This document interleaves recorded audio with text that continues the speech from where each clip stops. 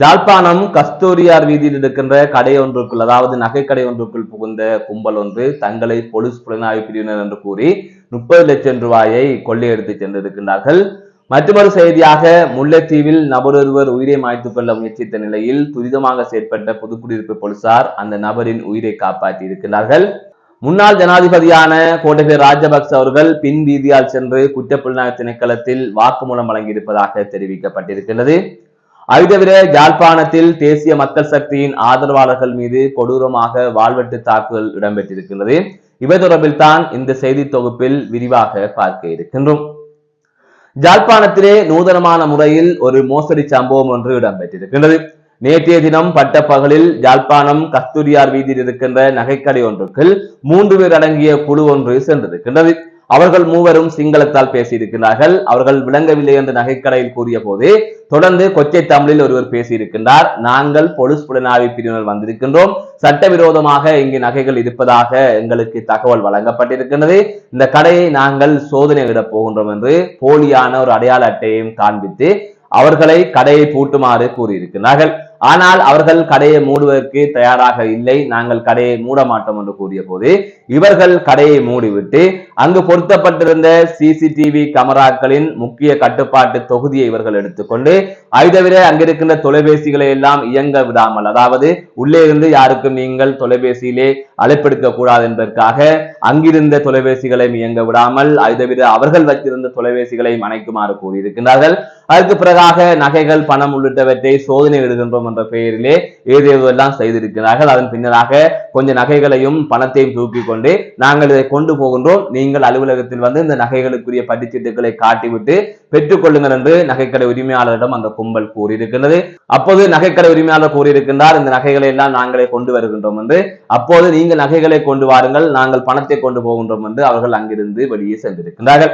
அது தொடர்ச்சியாக அந்த நகைக்கடை உரிமையாளர் வெளியே வந்து அயலில் இருக்கின்ற நகைக்கடை ஒன்றிலே இந்த விடயந்துறவாக கூறிய போதுதான் வந்தவர்கள் போலியானவர்கள் என்று அடையாளம் காணக்கூடிய வகையில் இருந்திருக்கின்றது. அதுக்கு பிறகாகத்தான் இந்த சம்பவம் தொடர்பாக அவர்களுக்கு தெரிந்திருக்கின்றது, அதாவது நாங்கள் ஏமாற்றப்பட்டு விட்டோம் என்பதை அவர்கள் உணர்ந்திருக்கிறார்கள். அவர் தொடர்ச்சியாக யாழ்ப்பாண போலீஸ் நிலையத்திலே குறித்த நகைக்கடை உரிமையாளர் முறைப்பாடு ஒன்றினை பதிவு செய்திருப்பதாக தெரிவிக்கப்பட்டிருக்கிறது.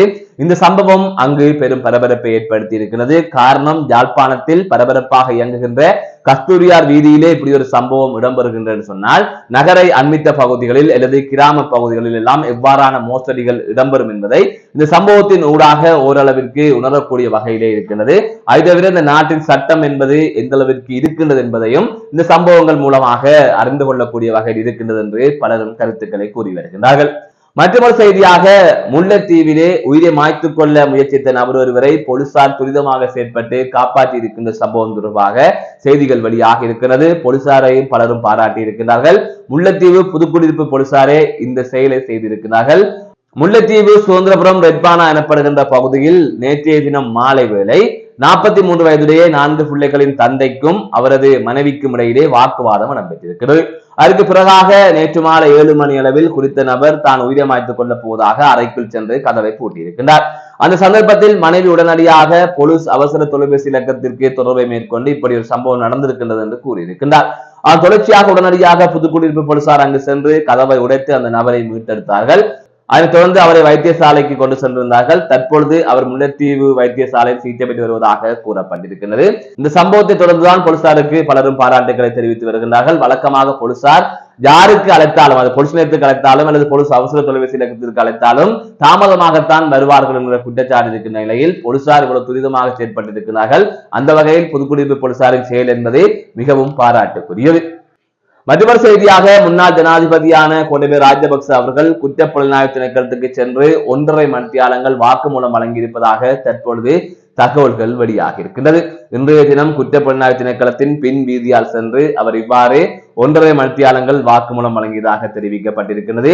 இதற்கு முன்னதாக குற்றப்புலனாய்வு திணைக்களம் கதிர்காமத்தில் கொள்வனவு செய்த காணி தொடர்பாக வாக்குமூலம் பெறுவதற்காக குற்றப்புலனாய்வு திணைக்களத்திற்கு வருமாறு அழைப்பு விடுத்த நிலையிலே கோட்டபய ராஜபக்ச அவர்கள் இவ்வாறு இன்றைய தினம் குற்றப்புலனாய்வு திணைக்களத்துக்கு சென்றிருக்கின்றார். அதனைத் தொடர்ந்து அவர் வாக்குமூலம் வழங்கி இருக்கின்றார். வாக்குமூலத்தில் அவர் குறிப்பிட்ட தகவல்கள் என்னவென்கின்ற தகவல் எல்லாம் வெளிவரவில்லை. ஆனால் கதிர்காமத்தில் காணி ஒன்றினை கொள்வனவு செய்வது தொடர்பாக பாரிய பிரச்சனை ஒன்று எழுந்திருக்கின்றது என்று மட்டும் தெரியும். அந்த வகையில் கோட்டபய ராஜபக்சவின் பெறா மகனான, அதாவது கோட்டாவின் அண்ணன் மகிந்தவின் மகனான யோசித்த ராஜபக்ச அவர்களும் அண்மையில் குற்றப்புலனாய்வு திணைக்களத்தினரால் விசாரணைக்கு உட்படுத்தப்பட்டிருந்தார்கள். அது தவிர நாமல் ராஜபக்ச தொடர்பான வழக்கொன்றின் ஆவணங்களை பரிசீலிப்பதற்கான சந்தர்ப்பத்தை வழங்குமாறு குற்றப்புலனாய்வு போலீஸ் பிரிவினர் நீதிமன்றத்திலே நேற்றைய தினம் கோரிக்கை விடுத்திருந்த நிலையில் கோட்டை நீதிமன்றம் அதற்கான அனுமதியை குற்றப்புலனாய்வு திணைக்கள போலீஸ் பிரிவினருக்கு வழங்கியிருப்பதாக தெரிவிக்கப்பட்டிருக்கின்றது. தொடர்ந்து ராஜபக்சர்களுக்கு எதிரான நடவடிக்கைகள் முன்னெடுக்கப்பட்டு வருகின்றது. ஆனால் அதனூடாக அவர்களுக்கு தண்டனை கிடைக்குமா, அனுர அரசு அந்த அளவு செயற்படுமா என்கின்ற கேள்விக்குறியும் இருக்கின்றது. மற்றொரு செய்தியாக யாழ்ப்பாணத்தில் தேசிய மக்கள் சக்தியின் ஆதரவாளர்கள் மீது வாள்வெட்டு தாக்குதல் சம்பவம் ஒன்று பதிவாகி இருப்பதாக தெரிவிக்கப்பட்டிருக்கிறது. இந்த சம்பவம் கடந்த 15ஆம் தேதி பதிவாகி இருக்கின்றது. யாழ்ப்பாணம் கொட்டடி பகுதி தேசிய மக்கள் சக்தியின் அமைப்பாளருக்கு ஒரு அலைபேசி அழைப்பு ஒன்று வந்திருக்கின்றது. அதிலே ஒருவர் பேசியிருக்கின்றார், நீதானே கொட்டடி தேசிய மக்கள் சக்தியின் அமைப்பாளர், நீதானே தேசிய மக்கள் சக்திக்காக கரையோர பகுதியில் கடந்த தேர்தல் காலங்களிலே வேலை செய்தனே, உன்னை தேடி வாள்வெட்டுக்குழு வருகின்றது என்று கூறிவிட்டு அவர் அந்த தொலைபேசி அழைப்பை துண்டித்ததாக தெரிவிக்கப்பட்டிருக்கிறது. அதனைத் தொடர்ந்து மோட்டார் சைக்கிளில் வாள்வெட்டு குழுவினர் அந்த பகுதிக்கு சென்றதாகவும் அப்போது சரமாரியாக வாள்வெட்டில் ஈடுபட்டதாகவும் கூறப்படுகின்றது.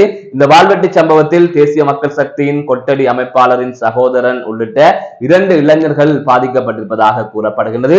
அந்த வகையில் 28 வயதுடைய கண்ணன், 29 வயதுடைய செந்தூர் எனப்படுகின்ற 2 இளைஞர்களே வாள்வெட்டுக்கு இலக்காகி வைத்தியசாலையிலே சிகிச்சை பெற்று வருவதாக செய்திகள் வெளியாகி இருந்தது. இந்த சம்பவத்தினை தொடர்ந்து உடனடியாக களத்தொழில் அமைச்சர் சந்திரசேகர், நாடாளுமன்ற உறுப்பினர் இளங்குமரன் ஆகியோர் அந்த இடத்துக்கு சென்று நிலைமைகள் தொடர்பாக ஆராய்ந்து என்ன நடந்தது என்பது தொடர்பாக கேட்டறிந்தார்கள். அதனைத் தொடர்ந்து பருத்தித்துறை பொலிஸ் நிலையத்திற்கு சென்று பருத்தித்துறை பொலிஸ் நிலைய பொறுப்பு அதிகாரியுடன் இது தொடர்பாக பேசியிருந்தார்கள். இந்த சம்பவம் தொடர்பாக உடனடியாக நடவடிக்கை எடுக்க வேண்டும் என்றும் வாள்வெட்டில் ஈடுபட்டவர்களை கைது செய்ய வேண்டும் என்றும் அவர்கள் போலீசாருக்கு கூறியிருந்தார்கள். அதன் தொடர்ச்சியாக போலீசார் விசாரணைகளை ஆரம்பித்திருப்பதாக தற்பொழுது செய்திகள் வெளியாக இருக்கின்றது. யாழ்ப்பாணத்தில் வாள்வெட்டு சம்பவங்கள் அதிக அளவில் தொடர்ந்து இடம்பெற்றுக் கொண்டிருக்கின்றது. நான் முன்பே ஒரு காணொலியில் கூறினேன், இந்த வாள்வெட்டு சம்பவங்களை இப்படியே விட்டால் அது நாளைக்கு ஒரு மாவட்ட செயலாளரையோ அல்லது எஸ்பியையோ எஸ்எஸ்பியையோ அல்லது எந்த உயர் அதிகாரியையோ அல்லது அமைச்சரையோ வெட்டுகின்ற அளவிற்கு இது வந்து நிற்கும். எனவே இதனை முதலே கட்டுப்படுத்த வேண்டும் என்று நான் ஏற்கனவே பல செய்திகளில் கூறியிருக்கிறேன், தொடர்ந்தும் கூறி வருகின்றேன். இதை விட ஒரு உதாரணம் உங்களுக்கு சொல்ல வேண்டும் என்று சொன்னால், மன்னாரிலே அண்மை காலமாக, அதாவது கடந்த சில வருடங்களாக கிராமப்புறங்களில் வாள்வெட்டு இடம்பெற்றது. தொடர்ந்து கிராமப்புறங்களில் துப்பாக்கி சூடு சம்பவம் பதிவானது. ஆனால் அந்த சந்தர்ப்பத்தில் தொடர்பாக தீவிரமான நடவடிக்கையை போலீசார் மேற்கொள்ளவில்லை. அதன் தொடர்ச்சியாக நேற்றைய தினம் மன்னார் நீதவான் நீதிமன்றத்திற்கு முன்பாக துப்பாக்கி பிரயோகம் மேற்கொள்ளப்பட்டது.